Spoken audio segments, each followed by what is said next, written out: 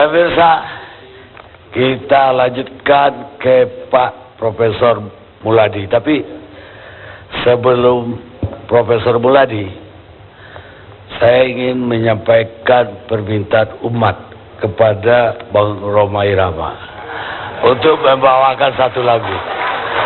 Setuju kan?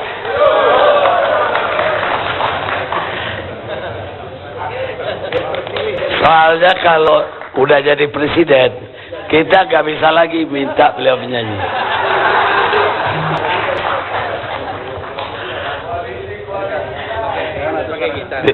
Ada gitar di sini. Ada gitar.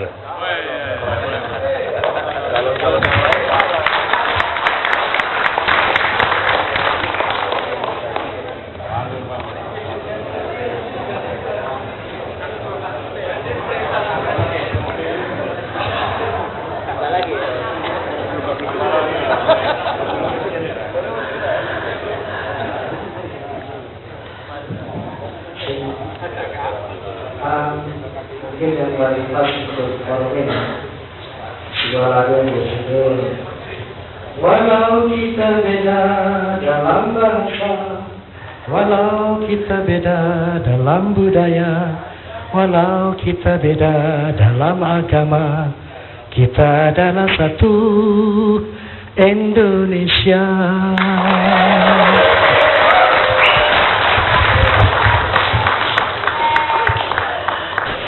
Saya pikir tadi terlalu, ternyata.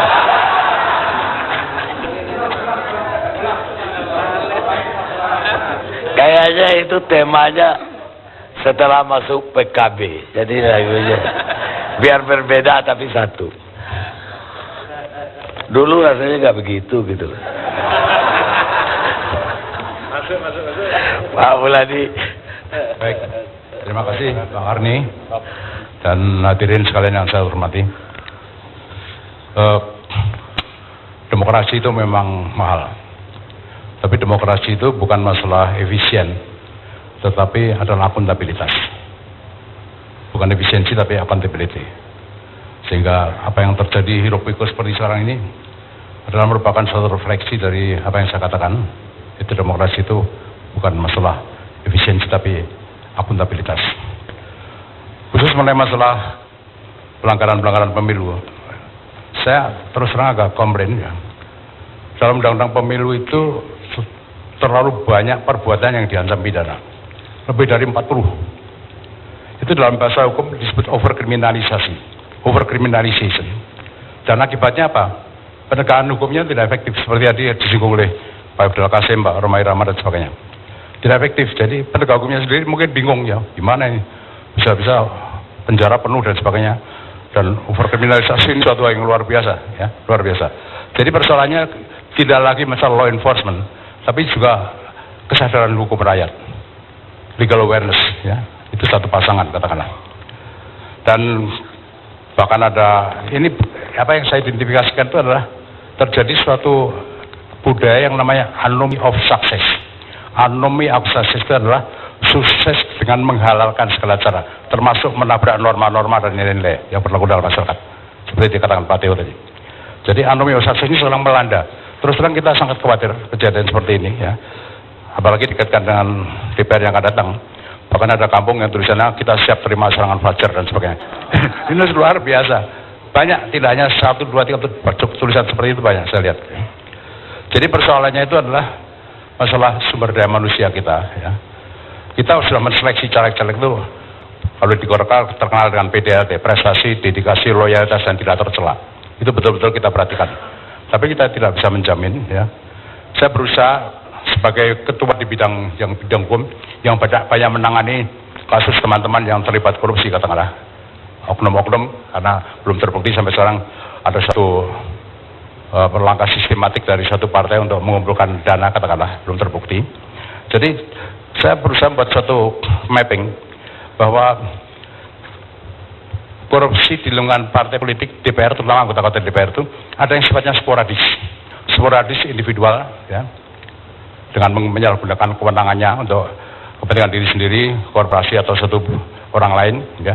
Itu sporadik banyak sekali yang sekarang masuk penjara dan sedang di KPK itu. Tapi kemungkinan juga yang sekalipun terbukti adalah sifatnya sistemik, struktural. Itu keterlibatan partai di dalam mengumpulkan dana untuk kepentingan partai. Ini kalau terjadi itu suatu kejahatan korporasi, corporate crime. Ya. Saudara sekalian, jadi mapping itu kelihatan sekali dan sumber dari penyimpangan. Jadi kalau dengan garbage in, garbage out yang SDM yang ada sekarang ini, saya khawatir bahwa sumber penyelewengan itu kalau tidak ada evaluasi kembali sangat berbahaya. Satu adalah masalah budget. Kewenangan budgeting itu adalah menyangkut masalah APBN. Itu rawan sekali untuk terjadi kolusi dan korupsi dan nepotisme. Kemudian juga masalah yang berkaitan dengan undang-undang, legislasi. Legislasi itu ada undang-undang yang basah, ada undang-undang yang kering. Ya, katakanlah. Ini teman-teman DPR saya tahu persis nih. Undang-undang yang basah dan kering itu seperti apa. Ya. Dan juga pemekaran. Pemekaran itu harus dengan undang-undang. Jangan dikira pemekaran itu bersih. Pemekaran itu informasi dari kawan-kawan itu membayar. Ya, banyak terjadi harus money politics. Kemudian legislasi, budgeting dan pengawasan. Apalagi pengawasan tindak lanjut terhadap temuan-temuan BPK misalnya. Itu saya kira sangat kriminogen. Sangat kriminogen. Belum lagi fit and proper test pengangkatan pejabat-pejabat BPK. Kemudian juga mungkin lembaga-lembaga yang lain saya kira banyak jika diplesetkan bukan fit and proper test, fit and property test katakanlah. Ya, jadi ini suatu hal yang sangat mengkhawatirkan dan juga yang disebut sebagai trading in influence. Anggota DPR itu jabatannya tinggi, dia bisa memperdagangkan pengaruh, mengapproach penegak-penegak hukum tertentu untuk membantu orang-orang katakanlah yang kena perkara. Jadi dia memperdagangkan pengaruh dengan posisinya yang sangat strategis. Jadi sumbernya itu dan jangan dikira kalau masalah budgeting itu anggota DPR berdiri sendiri, tapi selalu berkolusi dengan kementerian-kementerian terkait sebagai mitra kerja, pejabat-pejabat kementerian terkait dan vendornya saya kira pengusaha-pengusaha yang akan melaksanakan proyek itu sudah diatur katakanlah. Ini sangat kompleks dan misalnya mengenai dana optimalisasi, kemudian dana tentang bantuan sosial dan sebagainya, itu rawan sekali untuk dikorupsi, ya katakanlah. Dan modus operandinya adalah gratifikasi, suap, dan trading influence tadi, ya.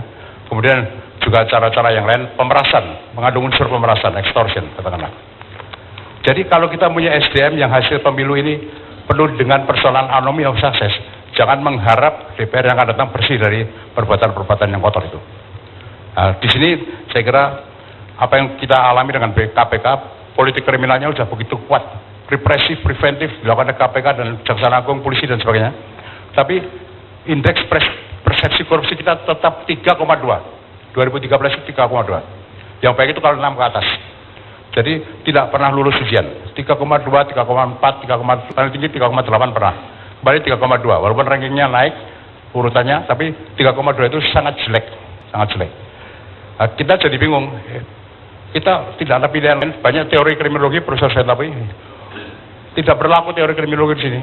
Isinya hanya bagaimana anomi of success tadi berjalan. Jadi jalan satu-satunya adalah kita menerapkan yang namanya war making criminology atau perang terhadap suap terhadap anggota DPR itu. Dan di sini yang pertama dilakukan adalah bagaimana kita mengarah kepada kewenangan-kewenangan tadi harus diawasi dengan ketat. Baik legislasi, budget maupun pengangkatan pejabat-pejabat maupun yang lain. Jadi yang saya sampaikan tadi. Kemudian saya setuju kalau KPK daerah-daerah dibentuk.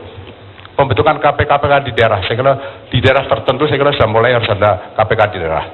Kemudian katakanlah bagaimana membantu partai dengan biaya-biaya dari negara. Itu juga perlu dipikirkan dan yang terakhir adalah KPK, Kejaksaan harus berani membongkar bahwa partai politik yang secara sistematik melakukan tindak pidana korupsi harus dibubarkan. Harus dibubarkan. Jadi ada pejabat yang punya leading position di partai itu melakukan tindak pidana korupsi untuk keuntungan korporasi dan dia representasi dari partai mengambil keputusan dan pengawasan terlibat korupsi. Saya kira ini tidak ada pilihan lain. Kalau MK itu membubarkan karena masalah asal tujuan program dan sebagainya. Kalau ini adalah karena korupsi. Dan di dalam undang-undang korupsi, korporasi termasuk partai politik bisa dibubarkan, bisa dibekukan, disita keuntungannya dan sebagainya. Jadi pemikiran saya Pak Karni, jadi dengan situasi SDM yang sekarang masih carut marutnya karena anomi sukses nih, baik yang menyangkut rakyat maupun calon-calon DPR. Kalau sampai tidak ada evaluasi pengawasan yang ketat terhadap diskresi maupun monopoli kekuasaan ini, saya sangat pesimis. Jadi tidak akan kalah jumlah anggota DPR yang masuk penjara dibandingkan yang sekarang. Jadi baik pusat maupun daerah. Terima kasih. Assalamualaikum warahmatullahi wabarakatuh. Baik, terima kasih. Lebih luas lagi dari Pak Profesor Muladi. Saya mau ke Pak Busdi Umar. Bagaimana dari pandangannya sebagai sosiolog politik? Terima kasih Bang Karni. Saya pikir apa yang disampaikan Bung Theo itu mencerminkan karena banyaknya orang miskin di negeri ini. Cobalah kalau orang-orang yang turun ke bawah itu mana gizinya, mana uangnya. Akhirnya apa? Orang itu kan dia ingin memenangkan pertarungan. Kemudian bagaimana?